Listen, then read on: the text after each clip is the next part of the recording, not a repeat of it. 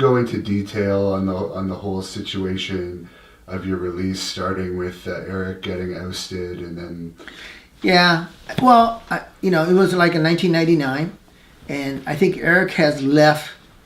They kind of ousted him in September, and believe it or not, I just signed a 2-year deal with Nick Lambros. So, no, it wasn't with the Nick. Maybe it was. I'm not sure who it was, but anyway, I just signed a 2-year deal. So my new deal was 2000 and goes into end of 2001, and this is when a lot of stuff was going on. There was actually amongst office people, they ousted Eric. A few of the VP got together and ousted Eric. And look, end of the day, way Eric ascended into the company, he was right man for the job. As history will bear that. He's the guy who, brought the company to that level. But on the flip side of that is when he was going, when ratings started to take the skid and stuff, there was many reasons for that. And because Eric was restricted how he could use the company, how the accounting was set up. I mean, I know more stuff than I probably should know, but Eric got blamed for it. And I think some of the guys who Eric leapfrogged when he became the president of the company, and I'm sure, they were waiting for Eric to fall. So, and I can't say I'm a casualty of that. I'm sure he played a part. One of the things I don't think people realize was that because of, by this time, New Japan deal was bringing, the talent exchange deal was bringing, $1 million plus merchandise we were selling, bring a lot of money into WCW because of our New Japan deal. And I was kind of right in the, center of that. But I don't think they took none of those into account. So when Vince Russo came in, he made a very public statement on the WCW audio saying that he was from America, that he didn't want any Japanese or Mexican on his American TV. Proceeded to terminate every Japanese talent, all the Mexicans off TV. And then at that point, he makes that statement. And I think maybe 3 weeks later, J.J. Dillon called me and said, and at that point I think I was managing Ernest Miller. Right. So and JJ was head of talent relations. Yeah, and I love JJ. He was very nice to me. All those guys, I have no qualm, but none of those guys.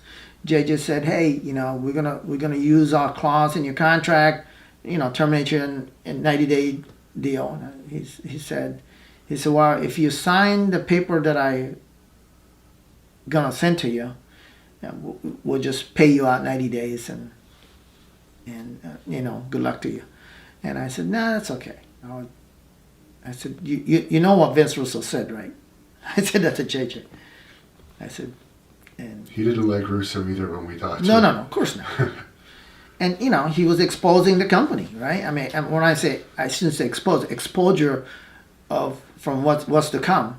So, and I think a lot of people mistake,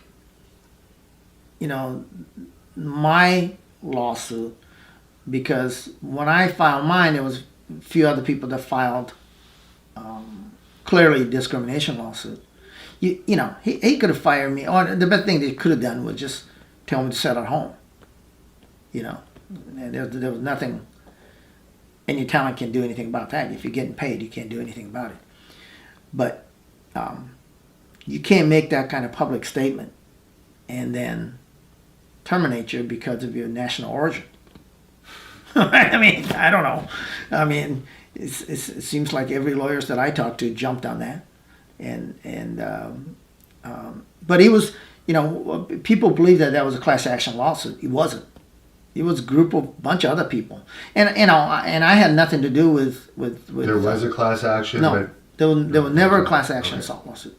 It was my suit was mine alone. And then the other people had individual lawsuits. Yeah, everybody had an individual lawsuit. Yeah. Okay. But it was the same lawyer eventually. Eventually, I think there was a couple different lawyers, but eventually, Kerry Ector was the main guy. It was certainly my attorney. It's pretty cut and dry, and there was a lot of evidence about the stuff that went on. But, and I got asked a lot of questions about other people in office, and, my focus was, my stuff was pretty simple.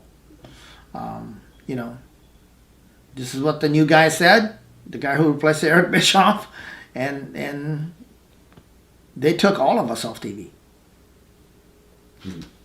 And you ended up getting an out-of-court settlement. Yeah, they settled. It would have been pretty ugly, I think, certainly for the exposure part. There was a lot of stuff that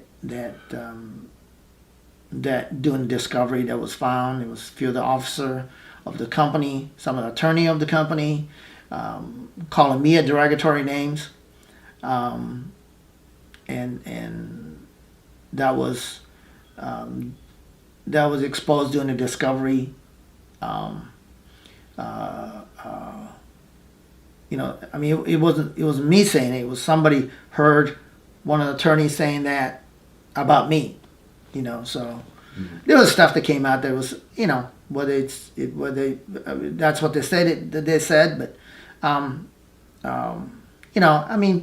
20 some years ago, I'm glad thing happened the way it happened. My kids were, timings, right? Life's supposed to, I have no regrets whatsoever. My oldest was, I think, junior in high school at the time. And so, I got to, because when you're on the road, man, you miss a lot of stuff. And that's one of the regrets about being on the road.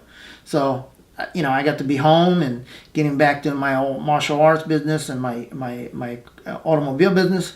So I got to spend a lot of time, with my family and watching my kid grow up. So, retrospect, it worked out great for me.